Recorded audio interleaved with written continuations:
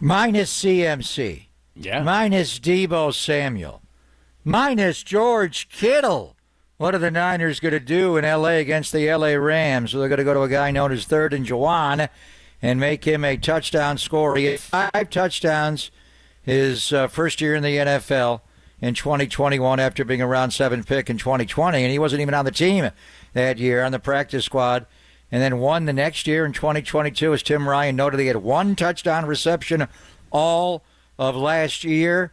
And then obviously in the Super Bowl, he caught 1, he threw 1. He had some big moments in that stadium going back to 21 when he caught 2 of the 5 in the Jan 9 game, Week 18, to get the Niners in the playoffs. But Third and Jauan last Sunday in L.A. became a third for Jauan. He had not 1, not 2, but 3 touchdown receptions. And, John, the touchdown catches weren't even the best play he had last week. Isaac Guerrero is in. JP with 4 carries and a catch. Guerrero with a fake toss. Purdy looks left, now right, throws. Wide open, Jauan Jennings. Touchdown! San Francisco! It's 2 by 2. Purdy got a quarterback draw and run for the end zone. Will throw. It is caught for a touchdown by Jauan Jennings. Again, touchdown! San Francisco! 3rd down. Purdy back. Purdy time. Purdy throws. Downfield wide open. Caught. Jauan Jennings has a hat trick in L.A. Touchdown! San Francisco! 1st and 10. Play action to J.P. Mason. Brock going to get rolling out to his left. Will throw one down the field for Jauan Jennings. Jennings went up and took it away. What a catch by J.J. He scored 3 touchdowns today, but that's the best play he's made. How did he catch that ball?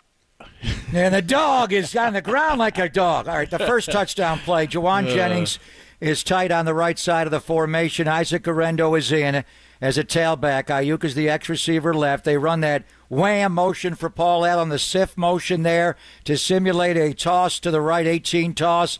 Ayuk's the primary. They take away the backside slant, and the Rams' 2 stack linebackers, Troy Reeder and Christian Roseboom, just completely drop Jauan Jennings. So watch the action here of Brock's eyes. Juszczyk goes in motion. It looks like a standard 18 toss, right? Jennings going to block for a beat, but it's Brock's eyes looking. The play is supposed to go backside slant to Brandon Ayuk, but they jump the slant. Look at the safety in the middle of the field, Quentin Lake. The Brock's eyes are going to pull him from the middle of the end zone away from Jauan Jennings, and then Brock just look. Wait a minute. The only guy in the end zone is Jauan Jennings. Throw him the ball. That's the easiest touchdown you're ever going to have. But watch the way they sell this. The Juszczyk motion, but watch the duo block, the double crunch, Dominic Pooney and Colt McKivitz. This looks like a run play, doesn't it? Jake Brendel, Banks, aren't they going to run? Nope. Fake 18 toss, backside slant to Ayuk. You got that covered. Get the safety out of the middle, and Jauan Jennings never going to score an easier touchdown in his life. The Niners have had problems inside the low red zone this year. You run action like that, you're going to have a wide open touchdown. All right, he's got 1. You want to see the second one. Jauan Jennings inside of Brandon Ayuk. They're going to send Ronnie Bell in yo-yo motion, bring him back. They're following him with a safety. They're playing man. I thought Brock was a quarterback draw because Jared Verse jumped off sides, beat McKivitz so decidedly, and then Kobe Turner won his matchup inside. Brock just got out of there like immediately, and it becomes a scramble drill. And Brock, you see Jauan Jennings is wide open. Brandon Ayuk goes out of the back of the end zone. Where are you going? He did that in Minnesota on the 1st and goal on the 4-yard line. Stay in the back line of the end zone. So again, Ronnie Bell, yo-yo motion, return motion, goes one way, comes back the other way. The safety Kitchens follows. It's man. Brock, it just busts. McKivitz, Verse, is he that fast or was he off sides? Kobe Turner wins. Brock gets out. Stays alive, though, and they drop Jennings in the back of the end zone scramble drill. Ayuk got us confused because he ran out of the baseline. That's not a violation. If Ayuk touches the ball, a legal touch, but Jauan Jennings is wide open. So on that play, again, the low red zone, Are they really locking in on Jauan Jennings enough here in the low red zone? Now Kyle's going to scheme it up for his third touchdown. Jauan goes in motion. No one follows. This is where you get a wide receiver on a safety. That's Cam Kitchen. So they're playing 3 defensive backs all lined up, and Jauan's number 3. Little bit of a rub action there off the inside receiver. It's a wheel and out and up. He goes out, and then he gets Kitchens even with him, and he cooks him. Just runs right by Cameron Kitchens for a touchdown. Jauan Jennings is an interesting guy, John. He was a 7th-round draft pick because he's slow. Watch him run this route. This is the one. This is the play action and the over route. So watch him here. This will be the one where Curl is all over him. Quentin Lake is. But Kyle, I was talking about this play yesterday. The ball's supposed to go deep or short. The intermediate guy is not where the ball's supposed to go, but nobody really separated on that play. So they got Jauan Jennings one-on-one again. He will run an over route here. Tre'Davious White drops him. Roseboom Reader drop him. On the opposite hash, that is Quentin Lake, their safety nickelback that'll pick him up. And Brock just throws him a ball. You know, the one thing about Jauan Jennings is he's big. He's 75.13 inches tall. What does that mean? 6'3" plus. He's over 6'3". He's big at 215. He's got long arms. He cannot jump at all. His vertical leap at the combine was not even 30 inches. The guy's he's stuck to the ground. It's 29 inches. He's not fast. He ran a 4.72 40. But what does he do there? He just takes the ball away. He's got long arms, obviously. The wingspan is 76.25 inch. Hand size over 9. The arm length is 31 and 6'3". So he makes up for not being able to run fast and he can't jump to being a guy who does have a big radius and just takes the ball away from Quentin Lake there. That is a trust factor there. That is just throw the guy the ball, and even though Lake has inside position, he is able to take the ball away. So I don't know how he does it. He ran a 4.72 40. The best time they've ever clocked on him as far as miles per hour, when you run a 4.72, you're running 17.33 miles per hour. Brett Fisk, the young lineman for the Rams, ran 21.11 miles per hour. So you got D tackles running faster than Jennings. But Kyle was saying, because I said, how does this guy get open when he's so slow? He's not slow. He plays fast, and they have that catapult GPS system on the guys during practice, and he plays a lot faster than he's timed. So it's like, how does this guy do it? He can't jump. He can't run. He's third in Jauan. He's a football player. He has functional football speed.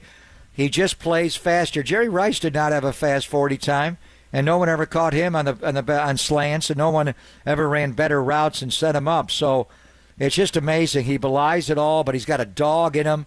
Obviously, he's a great blocker. His ability to block is why the Rams dropped him on the first touchdown. It looked like a run play, 18 toss, and they came backside slant, and then they just dropped him. So after the video that you see in this last game, John, 3 touchdowns, 12 targets. He caught 11 for 175 yards. The only other guy to put up numbers like that in 49er history is Jerry Rice, the greatest of all time, the GOAT of all the wide receivers.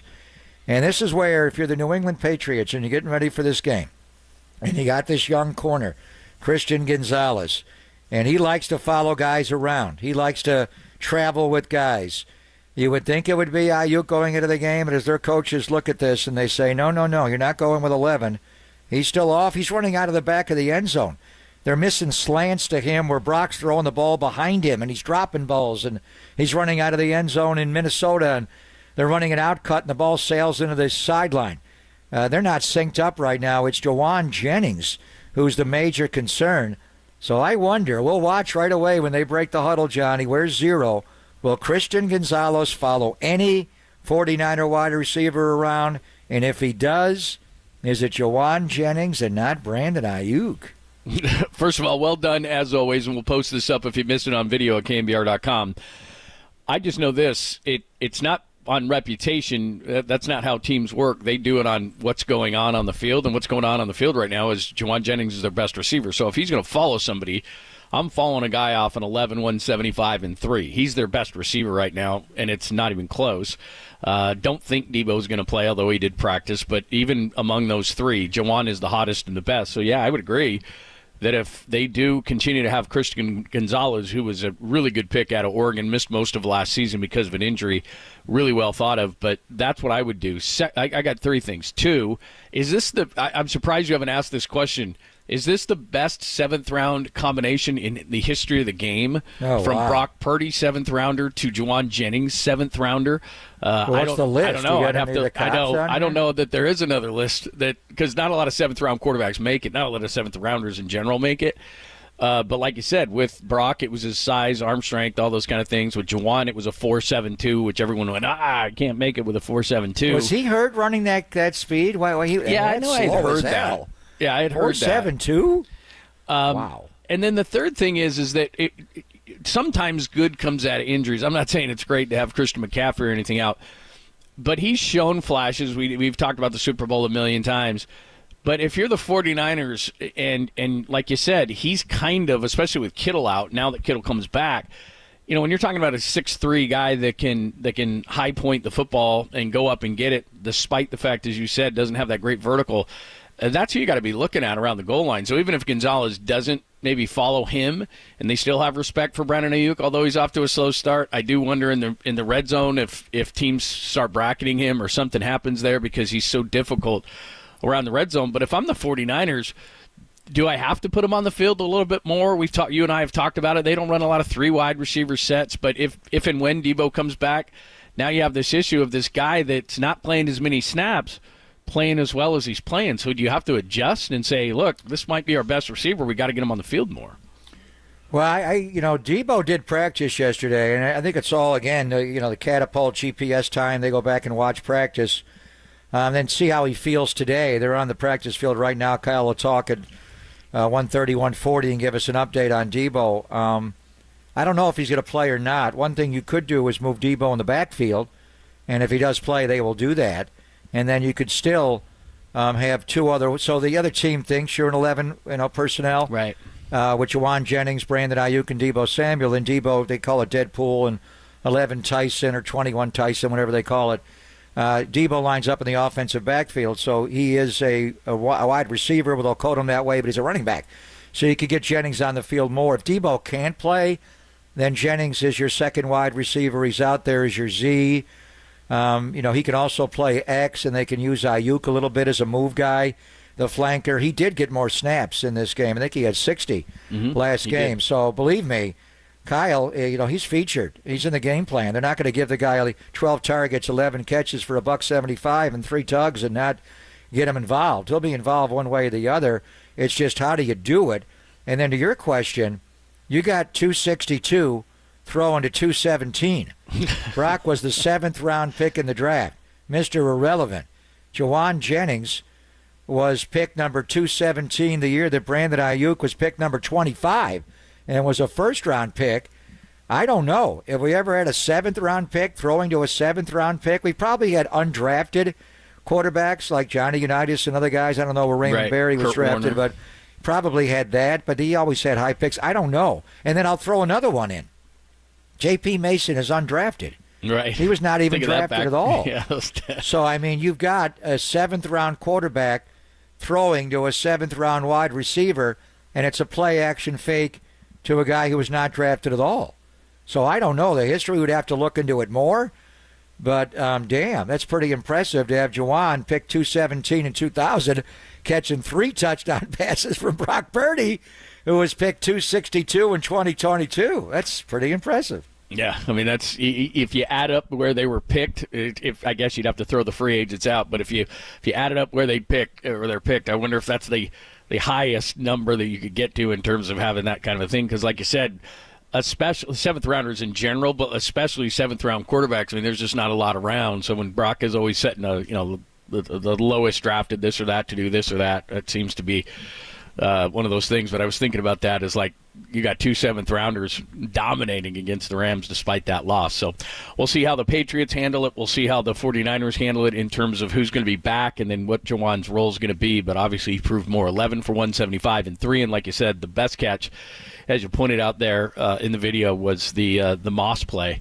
And the fact that he, like you said, it's not only 4.72, but like you said, a 30-inch vertical, which isn't great, but yet you see him go up and over because of his size. So really impressive stuff from Jauan.